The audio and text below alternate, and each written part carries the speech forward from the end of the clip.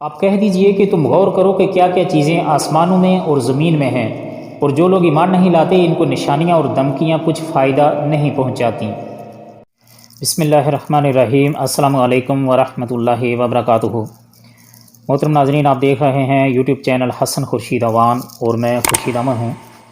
آئیے قرآن پڑھیں کے سلسلے میں ہمارا آج کا سبق ہے سورۃ یونس کی آیت نمبر 93 سے آیت نمبر 103 تک کا ترجمہ اور تفسیر مختصراً۔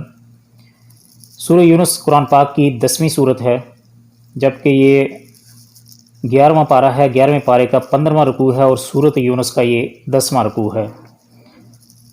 الحمدللہ رب العالمین والصلاۃ والسلام علی سید المرسلین والعاقبۃ للمتقین۔ رب اشرح لی صدری ویسر لی امری واحلل عقدۃ من لسانی یفقہوا قولی۔ رب زدنی علما رب زدنی علما رب زدنی علما۔ اعوذ باللہ من الشیطان الرجیم، بسم اللہ الرحمن الرحیم۔ وَلَقَدْ بَوَّأْنَا بَنِي إِسْرَائِيلَ مُبَوَّعَ صِدْقٍ وَرَزَقْنَاهُم مِّنَ الطَّيِّبَاتِ فَمَا اخْتَلَفُوا حَتَّىٰ جَاءَهُمُ الْعِلْمُ إِنَّ رَبَّكَ يَقْضِي بَيْنَهُمْ يَوْمَ الْقِيَامَةِ فِيمَا كَانُوا فِيهِ يَخْتَلِفُونَ۔ اور ہم نے بنی اسرائیل کو بہت اچھا ٹھکانہ رہنے کو دیا، اور ہم نے انہیں پاکیزہ چیزیں کھانے کو دیں، سو انہوں نے اختلاف نہیں کیا یہاں تک کہ ان کے پاس علم پہنچ گیا۔ یقینی بات ہے کہ آپ کا رب ان کے درمیان قیامت کے دن ان امور میں فیصلہ کرے گا جن پر وہ اختلاف کرتے تھے۔ یعنی ایک تو اللہ کا شکر ادا کرنے کے بجائے آپس میں اختلاف شروع کر دیا، پھر یہ اختلاف بھی لا علمی اور جہالت کی وجہ سے نہیں کیا بلکہ علم آ جانے کے بعد کیا، جس کا صاف مطلب یہ ہے کہ یہ اختلاف محض عناد اور تکبر کی بنیاد پر تھا۔ فَإِن كُنتَ فِي شَكٍّ مِّمَّا أَنزَلْنَا إِلَيْكَ فَاسْأَلِ الَّذِينَ يَقْرَؤُونَ الْكِتَابَ مِن قَبْلِكَ لَقَدْ جَاءَكَ الْحَقُّ مِن رَّبِّكَ فَلَا تَكُونَنَّ مِنَ الْمُمْتَرِينَ۔ پھر اگر آپ اس کی طرف سے شک میں ہوں جس کو ہم نے آپ کے پاس بھیجا ہے، تو آپ ان لوگوں سے پوچھ دیکھیے جو آپ سے پہلی کتابوں کو پڑھتے ہیں، بے شک آپ کے پاس آپ کے رب کی طرف سے سچی کتاب آئی ہے، آپ ہرگز شک کرنے والوں میں سے نہ ہوں۔ یہ خطاب یا تو عام انسانوں کو ہے یا پھر نبی کے واسطے سے امت کو تعلیم دی جا رہی ہے کہ کیونکہ نبی کو تو وحی کے بارے میں کوئی شک ہو ہی نہیں سکتا، جو کتاب پڑھتے ہیں ان سے پوچھ لیں۔ کا مطلب ہے کہ قرآن مجید سے پہلے کی آسمانی کتابیں تورات، انجیل وغیرہ، یعنی جن کے پاس یہ کتابیں موجود ہیں، ان سے اس قرآن کی بابت معلوم کریں، کیونکہ ان میں اس کی نشانیاں اور آخری پیغمبر کی صفات بیان کی گئی ہیں۔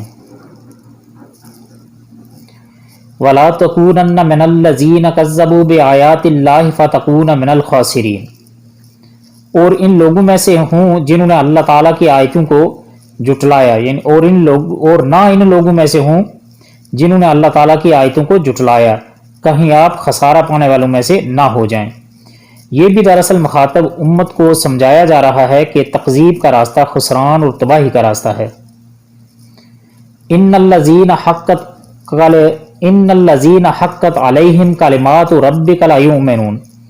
یقین جن لوگوں کے حق میں آپ کے رب کی بات ثابت ہو چکی ہے وہ ایمان نہ لائیں گے۔ وَلَوْ جَاءَتْهُمْ كُلُّ آیَةٍ حَتَّى يَرَوْا الْعَذَابَ الْعَلِيمَ۔ گو ان کے پاس تمام نشانیاں پہنچ جائیں جب تک وہ دردناک عذاب کو نہ دیکھ لیں۔ یہ وہی لوگ ہیں جو کفر اور مسیحت الہی میں اتنے غرق ہو چکے ہوتے ہیں کہ کوئی واعظ ان پر اثر نہیں کرتا اور کوئی دلیل ان کے کارگر نہیں ہوتی، اس لیے نافرمانیاں کر کے قبول حق کی فطری استعداد اور صلاحیت کو وہ ختم کر لیے ہوتے ہیں۔ ان کی آنکھیں اگر کھلتی ہیں تو اس وقت جب عذاب الہی ان کے سروں پر آ جاتا ہے تب وہ ایمان اللہ کی بارگاہ میں قبول نہیں ہوتا۔ فَلَمْ يَكُ يَنْفَعُهُمْ إِيمَانُهُمْ لَمَّا رَأَوْا بَأْسَنَا۔ یہ سورۃ مومن ہے اور آیت نمبر 85 ہے، یعنی جب وہ ہمارا عذاب دیکھ چکے اس وقت ان کے ایمان نے انہیں کوئی فائدہ نہ دیا۔ فَلَوْلَا كَانَتْ قَرْيَةٌ آمَنَتْ فَنَفَعَهَا إِيمَانُهَا إِلَّا قَوْمَ يُونُسَ لَمَّا آمَنُوا كَشَفْنَا عَنْهُمْ عَذَابَ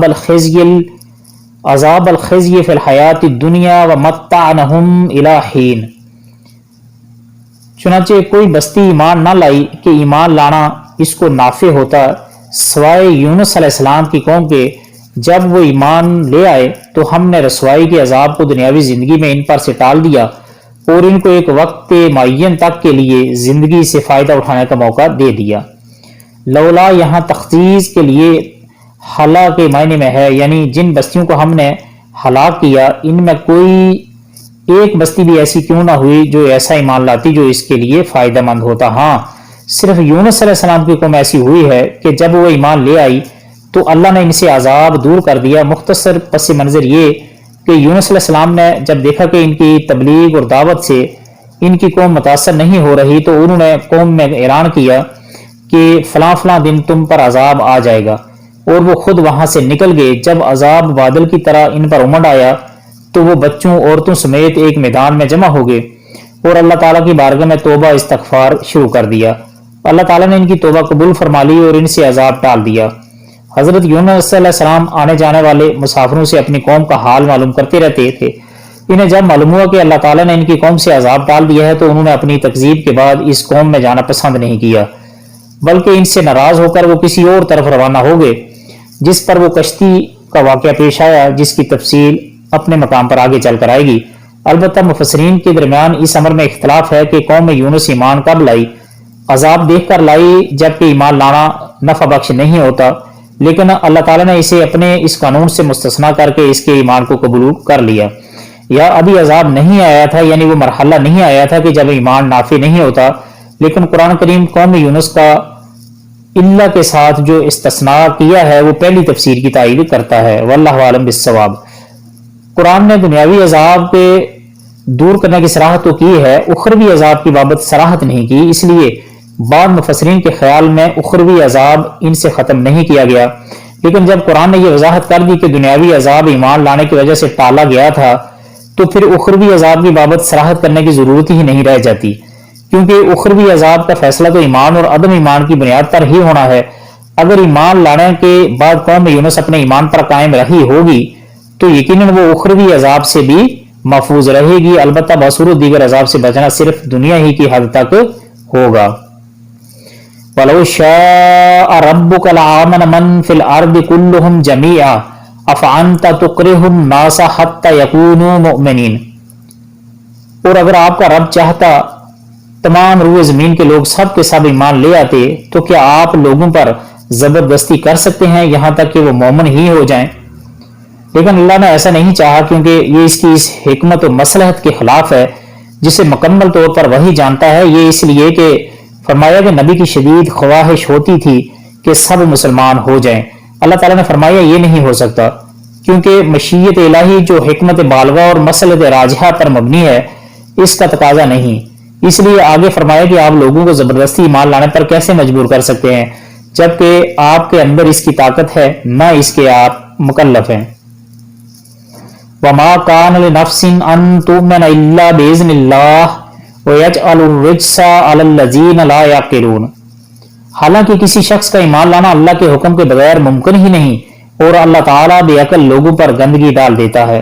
گندگی سے مراد عذاب یا کفر ہے، یعنی جو لوگ اللہ کی آیات پر غور نہیں کرتے وہ کفر میں مبتلا رہتے ہیں اور یوں عذاب کے مستحق قرار پا جاتے ہیں۔ قُلِ انظُرُوا مَاذَا فِي السَّمَاوَاتِ وَالْأَرْضِ وَمَا تُغْنِي الْآيَاتُ وَالنُّذُرُ عَنْ قَوْمٍ لَا يُؤْمِنُونَ، آپ کہہ دیجئے کہ تم غور کرو کہ کیا کیا چیزیں آسمانوں اور زمین میں ہیں، اور جو لوگ ایمان نہیں لاتے ان کو نشانیاں اور دھمکیاں کچھ فائدہ نہیں پہنچاتی۔ فَهَلْ يَنْتَظِرُونَ إِلَّا مِثْلَ أَيَّامِ الَّذِينَ خَلَوْا مِنْ قَبْلِهِمْ قُلْ فَانْتَظِرُوا إِنِّي مَعَكُمْ مِنَ الْمُنْتَظِرِينَ، سو وہ لوگ صرف ان لوگوں کے سے واقعات کا انتظار کر رہے ہیں جو ان سے پہلے گزر چکے ہیں۔ آپ فرما دیجئے کہ اچھا تو تم انتظار میں رہو، میں بھی تمہارے ساتھ انتظار کرنے والوں میں سے ہوں۔ یعنی یہ لوگ جن پر کوئی دلیل اور دھمکی اثر انداز نہیں ہوتی لہذا ایمان نہیں لاتے، کیا اس بات کے منتظر ہیں کہ ان کے ساتھ بھی وہی تاریخ دہرائی جائے جن سے پچھلی امتیں گزر چکی ہیں؟ یعنی اہل ایمان کو بچا کر، جیسا کہ اگلی آیت میں وضاحت ہے، باقی سب کو ہلاک کر دیا جاتا تھا۔ اگر اسی بات کا انتظار ہے تو ٹھیک ہے، تم بھی انتظار کرو، میں بھی انتظار کر رہا ہوں۔ ثُمَّ نُنَجِّي رُسُلَنَا وَالَّذِينَ آمَنُوا كَذَلِكَ حَقًّا عَلَيْنَا نُنْجِي الْمُؤْمِنِينَ، پھر ہم اپنے پیغمبروں کو اور ایمان والوں کو بچا لیتے تھے، اسی طرح ہمارے ذمہ ہے کہ ہم ایمان والوں کو نجات دیا کریں۔ محترم ناظرین، آپ دیکھ رہے تھے یوٹیوب چینل حسن خورشید وان۔ یہ تھا ہمارا آج کا سبق۔ امید ہے آپ کو ویڈیو پسند آئی ہوگی۔ اللہ تعالیٰ سے دعا ہے کہ اللہ تعالیٰ ہمارا پڑھنا اور سننا قبول عام فرمائے۔ اللہ تعالیٰ قرآن پاک کو یوم قیامت ہمارے حق میں سفارشی بنا کر کھڑا فرمائے۔ اللہ تعالیٰ قرآن پاک کو ہمارے سینوں کا نور اور ہمارے دلوں کی بہار بنائے، اور اللہ تعالیٰ ہماری تمام مشکلات کو آسان فرمائے۔ اللہ تعالیٰ ہمیں ہر وقت قرآنی احکامات پر عمل کرنے کی بھی توفیق عطا فرمائے۔ ملتے ہیں اگلی ایک ویڈیو میں، تب تک کے لیے اللہ حافظ، اپنا خیال رکھیے گا، اور ہمارے اس چینل کا بھی۔ السلام علیکم ورحمۃ اللہ وبرکاتہ۔